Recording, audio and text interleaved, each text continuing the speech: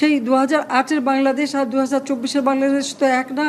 সাবেক প্রধানমন্ত্রী শেখ হাসিনা ও পলাতক আওয়ামী লীগ নেতাদের গ্রেপ্তারে ইন্টারপোলের রেড নোটিশ জারির বিষয়ে পদক্ষেপ নিতে চিঠি দেওয়া হয়েছে। আজ মঙ্গলবার পুলিশ মহাপরিদর্শক মোহাম্মদ মইনুল ইসলামকে এ চিঠি পাঠান আন্তর্জাতিক অপরাধ ট্রাইব্যুনালের চিফ প্রসিকিউটর মোহাম্মদ তাজুল ইসলাম।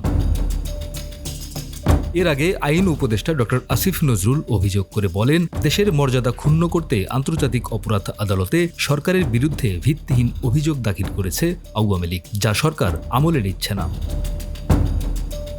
আন্তর্জাতিক অপরাধ ট্রাইব্যুনালের চিফ প্রসিকিউটর মোহাম্মদ তাজুল ইসলাম বলেন, সরকার সিদ্ধান্ত জানালেই দল হিসেবে আওয়ামী লীগের বিচারের পদক্ষেপ নেওয়া হবে।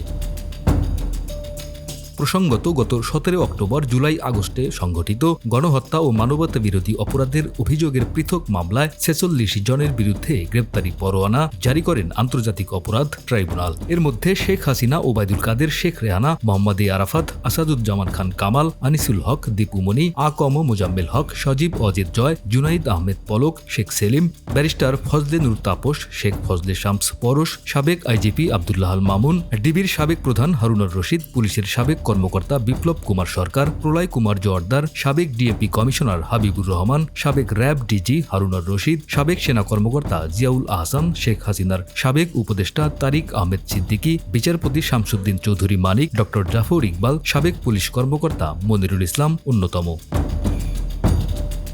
আন্তর্জাতিক অপরাধ ট্রাইব্যুনালের চেয়ারম্যান বিচারপতি মোহাম্মদ গোলাম মুর্তজা মজুমদারের নেতৃত্বে 3 বিচারপতির বেঞ্চ এ আদেশ দেন। প্রশ্ন উঠেছে, ইন্টারপোলের রেড নোটিশ দিয়ে শেখ হাসিনা সহ পলাতকদের ফেরত আনা কতটা সম্ভব? রাজনৈতিক বিশ্লেষকদের মতে, ইন্টারপোলে কাউকে রেড অ্যালার্ট দিলেই যে তাকে দেশে ফেরত আনা যাবে, বিষয়টি একদমই তেমন নয়। সাবেক পুলিশ মহাপরিদর্শক নুরুল হুদা এ বিষয়ে গণমাধ্যমকে বলেন, যার বিরুদ্ধে গ্রেপ্তারি পরোয়ানা, তাকে যে দেশে নেওয়া হবে সেই দেশের পরিস্থিতি কেমন কিংবা রাজনৈতিক কোনো কারণ আছে কিনা সেগুলোও বিচার বিশ্লেষণ করা হয়। সেক্ষেত্রে রাজনৈতিক কাউকে ফৌজদারি অপরাধে আটক দেখিয়ে ফেরত আনা খুব একটা সহজ নয়। ডেস্ক রিপোর্ট, আমাদের সময়।